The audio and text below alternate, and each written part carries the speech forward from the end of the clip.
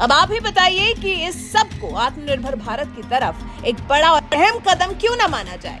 तो ये है नए और विकासशील भारत की नई तस्वीर, एक ऐसी तस्वीर जिसकी शायद कभी किसी ने पहले कल्पना भी नहीं की होगी।